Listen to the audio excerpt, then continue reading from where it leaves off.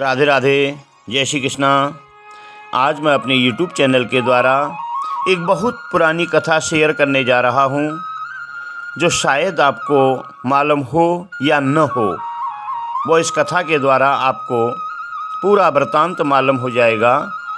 इस संसार में सब देवी देवताओं की मूर्ति की पूजा होती है, लेकिन देवों के देव महादेव की मूर्ति की पूजा बहुत कम होती है।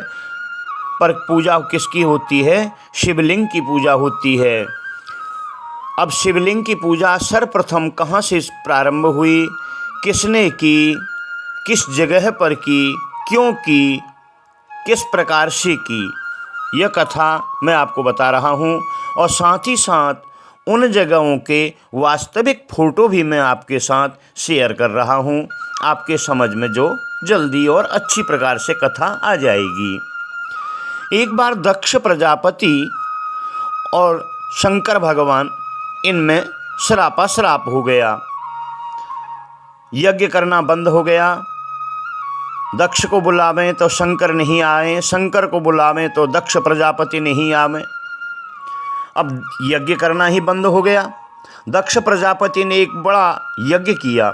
उस यज्ञ में सब देवताओं को आमंत्रित किया, परंतु शंकर भगवान को नहीं बुलाया, सती को भी नहीं बुलाया। सती ने बहुत आग्रह किया अपने पतिदेव से, हे स्वामी, मुझे अपने पिता के यज्ञ में जाना है। मेरी सब बहनें आई हैं, अपने अपने विमानों को लेके जा रही हैं, मुझे भी जाना चाहिए, मुझे आज्ञा दो।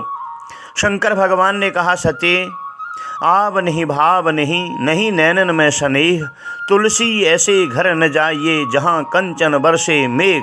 आपको वहाँ कदापि नहीं जाना चाहिए। काफ़ी मना करने के बाद जब सती नहीं मानी तो शंकर भगवान ने कहा, सती, आप जा रही हो तो चली जाओ। सती गई। दक्ष प्रजापति के यज्ञ में जब अपने पति का कहीं पर स्थान नहीं देखा, अपमानित होता देखा, तो सती ने अपने प्राण त्याग दिए थे प्रधान कुंड में। जब अपने प्राण त्यागे, अब शंकर भगवान को जब मालूम चला सती ने अपना देह त्याग दिया है, भगवान शंकर को आया क्रोध। कैलाश को छोड़ के आप उत्तराखंड की कंदराओं में घूमने लगे, जंगलों में भ्रमण कर रहे थे नग्न अवस्था में। यह विस्तार पूर्वक कथा तो आप शिव पुराण में सुनेंगे, यहाँ मैं सूक्ष्म में आपको बता रहा हूँ।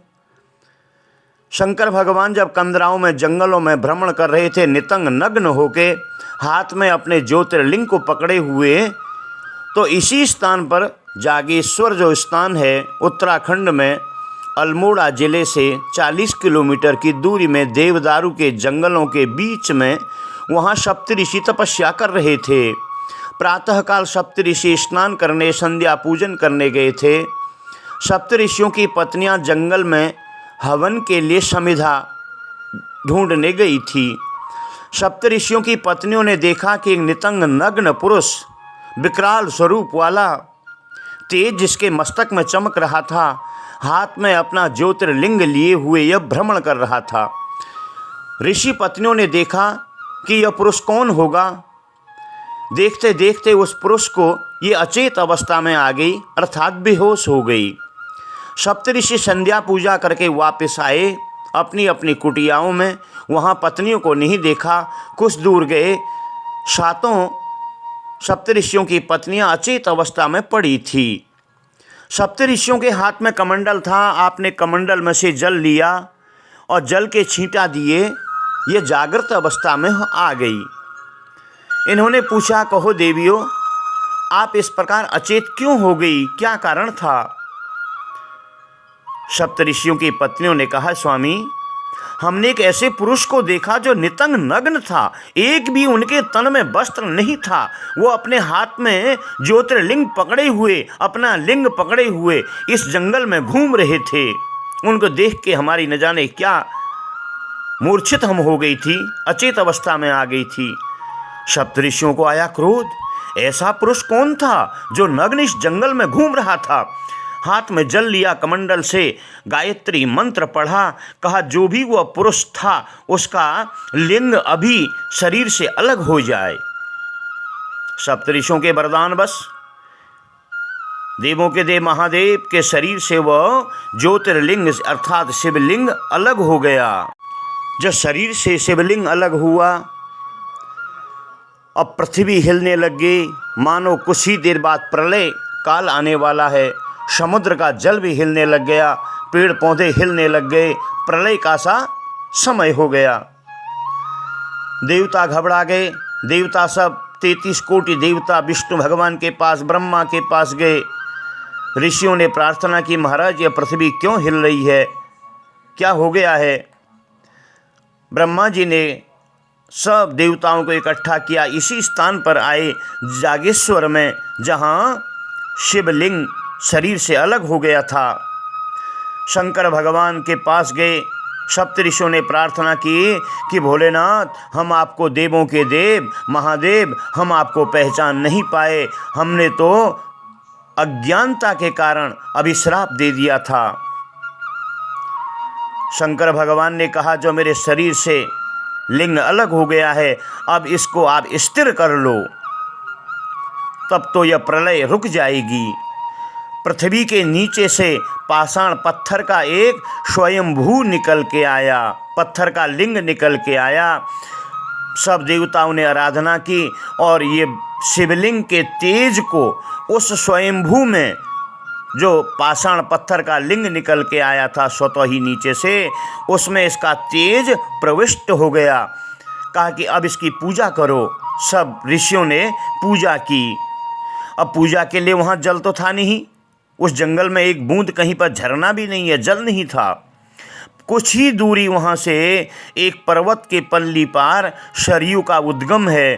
पर्वत के अंदर से एक धार निकली, सरयू में से एक पत्थर है वहाँ, उस पत्थर में गड्ढा सा है, उस गड्ढे में से जल भर के ऊपर को निकलने लगा।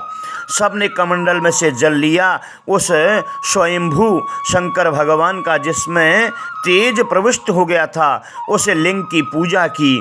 कहा इसमें चंदन लगाओ। उसी देवदार के किसी लकड़ी के टुकड़े को घिसा, उसी का चंदन लगाया। अब फूल चढ़ाओ। फूल वहाँ जंगल में थोड़ी नहीं थे, कोई बगीचा थोड़ी लगा था वहाँ।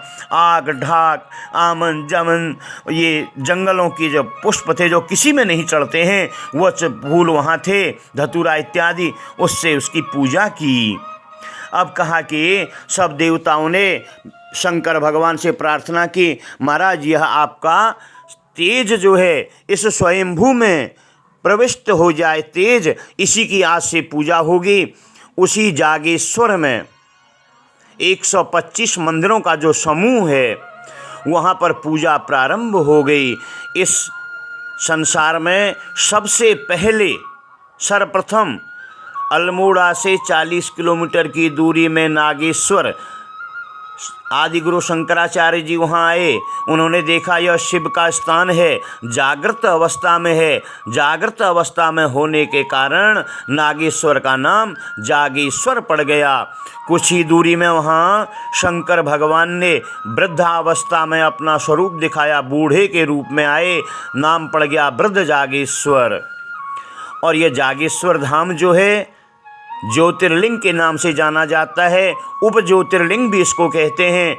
वर्ष में वहाँ लाखों की संख्या में भोलेनाथ के दर्शन करने जाते हैं। जिनके घर में पुत्र प्राप्ति नहीं होती है, शिवरात्रि की रात्रि को वहाँ जागरण करते हैं, आराधना करते हैं, अवश्य उनके पुत्र की प्राप्ति घर में होती है। जय जय श्री राधे।